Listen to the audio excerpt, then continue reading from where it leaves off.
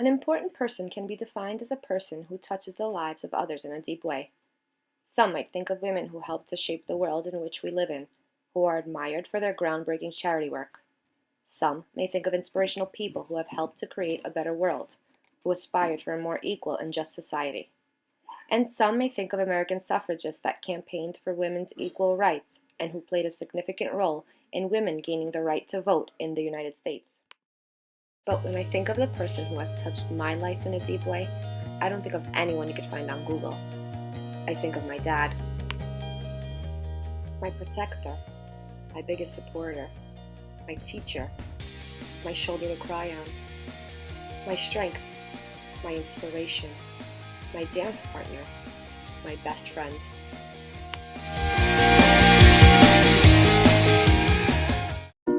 These photos were taken in the backyard of the home I lived in for the first 15 years of my life. I loved this backyard. Every spring and summer, my dad and I would spend hours each and every day gardening. Oh, how I loved gardening. Well, not the gardening itself, but that I was actually gardening with him, not pretend gardening with plastic play tools on the side of the backyard somewhere. I remember one day I had come home from school and the swing set was no longer in the backyard. My dad said that my brother and I weren't babies anymore and we didn't need it. I was so angry. And then my brother suggested we turn the backyard into a full-court basketball court. Perfect. But my dad, he had other plans. He was going to use that space for his vegetable garden.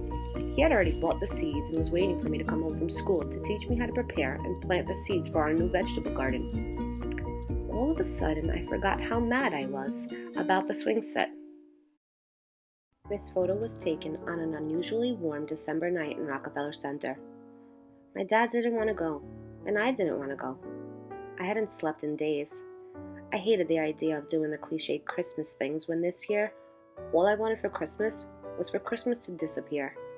And I hated the idea of trying to make memories just for the sake of making memories. Just days before this photo was taken, on December 18th, 2014, my dad just dropped a bomb on us. He had just found out that he was sick. Very sick. I watched my mother and my brother crumble in front of me. And I just stared at my dad, right in his eyes. We were funny like that. We could talk to each other without ever having to say a word. But that day, we stood by the tree anyway and took our selfies, despite being tired and scared. I can't imagine how hard it was for my dad to stand there and smile, but he did. Because that's the thing about my dad. He doesn't say much. He doesn't wait for the storm to pass. He dances in the rain.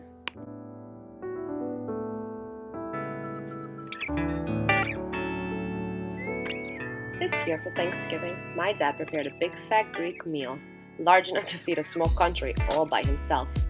It might be because he loves having a house full of friends and family, or simply because he's stubborn and refused help. But he never once complained that he was tired. The yearly Thanksgiving tradition in my house is to say a prayer before we eat, and then for each of us to say what we're thankful for. When it was my turn, I hesitated because I feel truly grateful for so much. But I finally said, I'm thankful that I have learned to just dance in the rain with the most important person in my life.